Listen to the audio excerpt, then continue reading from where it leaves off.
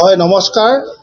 আজি এই সংবাদমেলত উপস্থিত থকা মোৰ মৰম তথা শ্ৰদ্ধাৰ সাংবাদিক বন্ধুসকল, আজি এই সংবাদমেলখন আয়োজন কৰা এটাই কাৰণ, মই বৰ্তমান ভাৰতীয় জনতা পাৰ্টীৰ ৰাজ্যিক কাৰ্যনিৰ্বাহক সদস্য আৰু আজি এই মুহূৰ্তৰ পৰাই মই ভাৰতীয় জনতা পাৰ্টীৰ ৰাজ্যিক কাৰ্যনিৰ্বাহক সদস্যৰ লগতে সাধাৰণ সদস্য পদৰ পৰা পদত্যাগ কৰিছোঁ।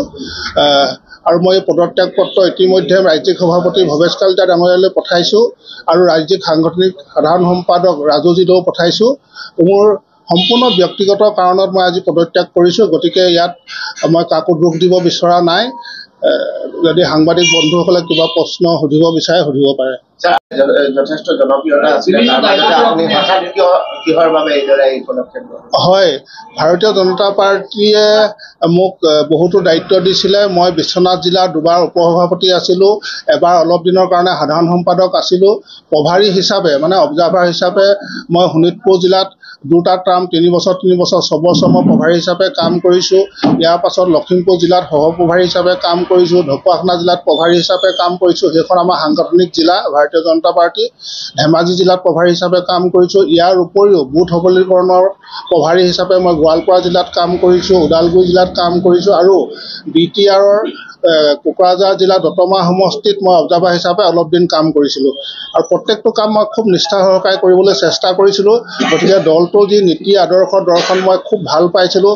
ভাৰতীয় জনতা পাৰ্টী দলৰ যি পঞ্চনিষ্ঠা আছিলে, ৰাষ্ট্ৰীয় একাত্মতা, গণতন্ত্ৰ, গান্ধীয় আদৰ্শবাদ, সৰ্বধৰ্ম সমভাৱ আৰু প্ৰমূল্যবোধৰ ৰাজনীতি, এইখিনি মই খুব ভাল পাইছিলোঁ। একাত্ম মানৱতাবোধৰ মই যথেষ্ট অধ্যয়ন কৰিছিলোঁ, খুব ভাল পাইছিলোঁ।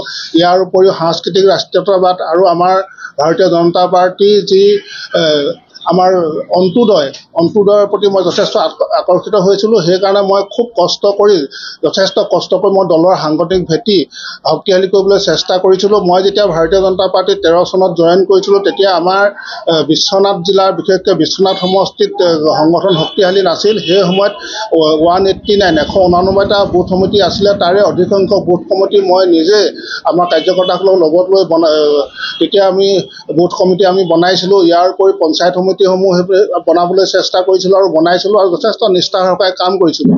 মই যেতিয়া শোণিতপুৰ তথা ধেমাজি এইবিলাক তাত প্ৰভাৰী হিচাপে কাম কৰিছিলোঁ, মই 6 দিন 7 দিন 8 দিনলৈকে মই তাত প্ৰৱাস কৰিছিলোঁ ধেমাজিত আৰু বুথ পৰ্যায়লৈকে মই সংগঠন লৈ গৈছিলোঁ। প্ৰত্যেকটো বুথত মই মিটিং পাতিবলৈ সক্ষম হৈছিলোঁ। গতিকে দলটোক ভাল পাইছিলোঁ, দলৰ নীতি আদৰ্শ দৰ্শনক ভাল পাইছিলোঁ কাৰণে মই পদত্যাগ কৰিছোঁ। কিন্তু আজিৰ দিনটোত মই নিজৰ ব্যক্তিগত কাৰণত কিছুমান অসুবিধাৰ কাৰণে মই দলৰ পৰা পদত্যাগ কৰিছোঁ। মই এতিয়ালৈকে সিদ্ধান্ত কৰা নাই, কিন্তু মই কেইদিনমান ভাবিম, খুব ভালকৈ দিনে ৰাতিয়ে চিন্তা কৰিম আৰু সেই চিন্তা কৰাৰ পাছত নিশ্চিতভাৱে মই কিবা এটা ভাল সিদ্ধান্ত ল'ম আৰু সেই সিদ্ধান্ত মই আপোনালোকক সময়ত জনাম। 2026 চনত আজিৰ দিনটোত মই একো কথা ক'ব নোৱাৰিম, কাৰণ মই পৰৱৰ্তী সময়ত মোৰ কাৰ্যপ্ৰণালী কি হ'ব, মোৰ লক্ষ্য উদ্দেশ্য কি হ'ব, মই কোন ধৰণে কেনেকৈ মই মোৰ ৰাজনৈতিক জীৱনটো মই আগুৱাই লৈ যাম, সেইখিনি মই পৰিকল্পনা কৰি আছোঁ আৰু পৰিকল্পনা শেষ হোৱা নাই। পৰিকল্পনা শেষ হ'লে মই জনাম আপোনালোকক।